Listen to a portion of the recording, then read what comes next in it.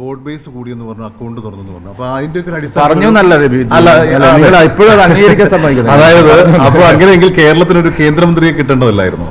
ഒരു സഹമന്ത്രിയിലേക്ക് ഒതുങ്ങിയത് നിങ്ങൾ ആദ്യം പറഞ്ഞു കേന്ദ്രത്തിൽ നിന്ന് കേരള BJPക്ക് ഒന്നും തന്നെ ഒരു തരത്തിലും ഒരു സ്വാധീനവും ഇല്ലാത്തൊരു പാർട്ടിയാണ് ഞങ്ങൾ. പലതരത്തിലും നിങ്ങൾ പറഞ്ഞു.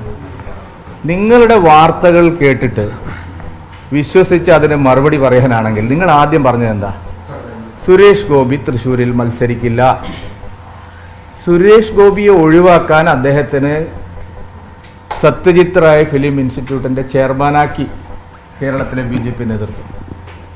തെരഞ്ഞെടുപ്പ് വന്നപ്പോൾ നിങ്ങൾ പറഞ്ഞു, നിങ്ങൾ മാത്രമല്ല ചില ആക്രി ഇതുണ്ടല്ലോ നിരീക്ഷകന്മാരും, അവർ വന്നിരുന്ന് പറയുകയാണ് സുരേഷ് ഗോപിയെ തോൽപ്പിക്കാൻ, തൃശ്ശൂരിൽ തോൽപ്പിക്കാൻ BJPയുടെ സംസ്ഥാന ഘടകം പരിശ്രമിക്കുന്നു.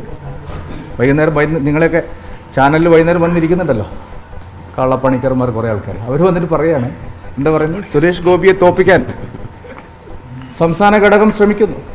ഇതുപോലത്തെ വഞ്ചനാപരമായ ഒരു നിലപാട്, അത് കഴിഞ്ഞ് എന്തെല്ലാം കഥകൾ നിങ്ങൾ എഴുതി, എന്തെല്ലാം പരിശ്രമങ്ങൾ നിങ്ങൾ നടത്തി, എന്തെല്ലാം വ്യാജ വാർത്തകൾ നിങ്ങൾ കൊടുത്തു. ഇതൊന്നും കേരളത്തിലെ ജനങ്ങൾ അംഗീകരിക്കുന്നില്ല എന്നുള്ളതാണ് സത്യം. അതുകൊണ്ട് തോറ്റപ്പം നിങ്ങൾ വേട്ടയാടി, ജയിച്ചപ്പോഴും വേട്ടയാടി. പിന്നെ എന്താണ് വേണ്ടത്? പക്ഷേ ഇന്നലെ പ്രൈം മിനിസ്റ്റർ വിളിച്ച ചായ സൽക്കാരത്തിൽ അവിടെ നിന്ന് കേന്ദ്ര സഹമന്ത്രി എത്തിയിരുന്നില്ല. അതുവരെ അദ്ദേഹത്തിന് ഇൻഫർമേഷൻ ആയിരുന്നു. അപ്പൊ ഇവിടെയാണ് ഇതെല്ലാം ഞാൻ പറഞ്ഞല്ലോ, ഊഹോപോഹങ്ങൾക്ക് മറുപടി പറയാൻ ഞാനില്ല. അതിനുള്ള കാരണമൊക്കെ എനിക്ക് നന്നായിട്ട് അറിയാം. അല്ല, ഊഹോപോഹം നിങ്ങൾ ഇന്ന് സംസ്ഥാന പ്രസിഡന്റ് ചുമതല ഒഴിയും, ഞാൻ അതിനുവേണ്ടി നിൽക്കുക. 5 മണിക്ക് മുമ്പ് ചുമതല നിങ്ങളെ ഏൽപ്പിക്കാൻ.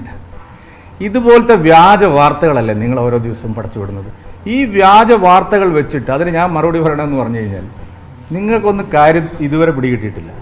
BJP കേന്ദ്ര നേതൃത്വവും പ്രധാനമന്ത്രിയും എല്ലാം എന്തെല്ലാം കാര്യങ്ങളാണ് കേരളത്തിന് വേണ്ടി ചെയ്യുന്നത്, എന്തെല്ലാം പരിശ്രമങ്ങളാണ് നടത്തുന്നത്, എന്തുദ്ദേശത്തിലാണ് മന്ത്രിമാരെ നിയമിക്കുന്നത്, എങ്ങനെയാണ് പാർട്ടി മുന്നോട്ട് കൊണ്ടുപോകുന്നത്, ഇതിനെപ്പറ്റിയൊന്നും ഒരു ധാരണയും നിങ്ങൾക്കില്ല. അപ്പോൾ ഈ സഹമന്ത്രി സ്ഥാനം കൊണ്ട് സുരേഷ് ഗോപി തൃപ്തനാണോ? അല്ലാതെ ഞാൻ പറഞ്ഞല്ലോ, ഇതൊരു വളരെ ഊഹോപോഹത്തിനൊരു മറുപടി ഞാൻ പറയണമെന്നാണ് പറയുന്നത്.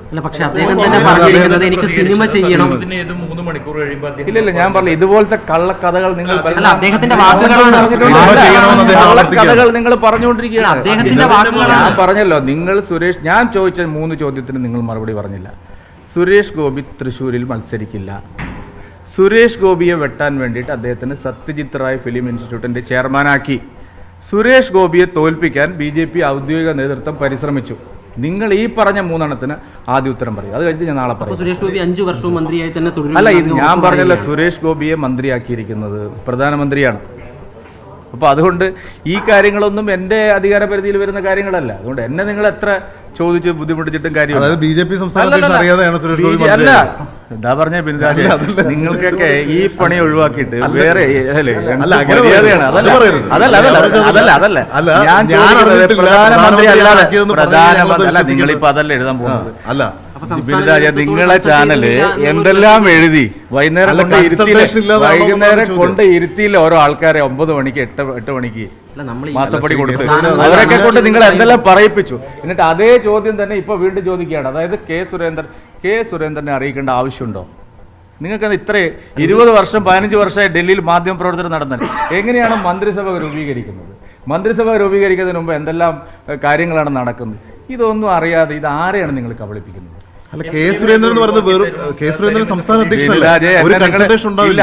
ആ പരിഗണന നിങ്ങൾ ഒരിക്കലും തന്നിട്ടില്ല. നിങ്ങളല്ല, വൈകാരികല്ല. അതായത് ഞാൻ ജൂൺ 2020 ഫെബ്രുവരി 15 പ്രസിഡന്റ് ആയിട്ട് 2 മാസം കഴിഞ്ഞപ്പോൾ എന്നെ മാറ്റിയവരാണ് നിങ്ങൾ.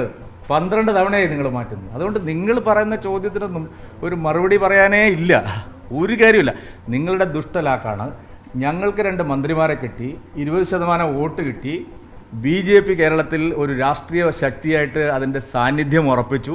ഇനി അവിടെ എങ്ങനെ ഇടങ്കോലിട്ടിട്ട് നിങ്ങളെ യജമാനന്മാരെ രക്ഷിക്കാമെന്നാണ് നിങ്ങൾ വിചാരിക്കുന്നെങ്കിൽ അത് നടക്കില്ല. പാർട്ടി പ്രവർത്തകരെ കബളിപ്പിക്കാനും അവരെ ആശയക്കുഴപ്പത്തിലാക്കാനുമുള്ള മാധ്യമ വേലകൾ ഒന്നും തന്നെ കേരളത്തിൽ നടക്കില്ല. ഒരു കാര്യമില്ല. ഞാൻ പറഞ്ഞ ഇതുപോലെ ഞാൻ പറഞ്ഞല്ലോ. ഇല്ല ചോദ്യത്തില് ഞാൻ പറഞ്ഞ ചോദ്യം, അതായത് സുരേഷ് ഗോപിയുടെ പേരിൽ നിങ്ങൾ ഇതിനു മുമ്പ് നടത്തിയ വ്യാജ പ്രചരണങ്ങളെല്ലാം കള്ളമായിരുന്നു എന്ന് ആദ്യം സമ്മതിച്ചാൽ ഞാൻ മറുപടി പറയാം. നിങ്ങളായിരുന്നു നടത്തിയേ?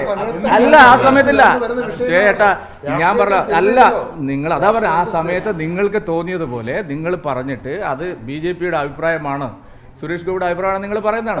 അല്ല, സുരേഷ് ഗോപി മാധ്യമങ്ങളോട് സംസാരിച്ച കാര്യമാണ് പറയുന്നത്. ഞാൻ പറഞ്ഞില്ല സുരേഷ് ഗോപി ഇന്നലെ മാധ്യമങ്ങളെ കണ്ട സമയത്ത് സിനിമയിൽ അത് എന്നും അദ്ദേഹം പറഞ്ഞു. കേന്ദ്രമന്ത്രിസ്ഥാനം വൈകാതെ അത് അദ്ദേഹം എന്നും പറയുന്നുണ്ട്. അത് ഇന്നലെ മാത്രമല്ല. ഞാൻ ഒരു കാര്യം ഞാൻ പറയാം, ഇതൊക്കെ അല്ലല്ല, നിങ്ങള് BJPയെ നന്നാക്കാനോ സുരേഷ് ഗോപിയെ നന്നാക്കാനോ അല്ലല്ലോ റിപ്പോർട്ടർ ഈ ചോദ്യം ചോദിക്കുന്നത്. നന്നാക്കി നിങ്ങളല്ല, നിങ്ങൾ നന്നാക്കാനല്ല ഈ ചോദ്യങ്ങൾ നിങ്ങൾ ചോദിക്കുന്നത്. എത്ര തവണ നിങ്ങൾ എന്തെല്ലാം കാര്യങ്ങൾ നിങ്ങൾ ഇതുമായി ബന്ധപ്പെട്ട് പറഞ്ഞു, അതെല്ലാം അവാസ്തവമായിരുന്നു, സത്യസന്ധമായിരുന്നില്ല, കള്ളപ്രചരണമായിരുന്നു, നിങ്ങൾ പ്ലാൻ ചെയ്തതായിരുന്നു, നിങ്ങൾ ചില നിരീക്ഷകന്മാരെ ഇരുത്തി സ്ഥാപിക്കാൻ ശ്രമിച്ചതായിരുന്നു. നിങ്ങളുടെ ജോലിയാണത്. ഇതെല്ലാം നിങ്ങൾ ചെയ്തതാണ്, ഇപ്പോഴും നിങ്ങൾ ചെയ്തുകൊണ്ടിരിക്കുന്നതാണ്. അത് ഇവിടെ നടപ്പില്ല എന്ന് മാത്രമേ എനിക്ക് പറയൂ.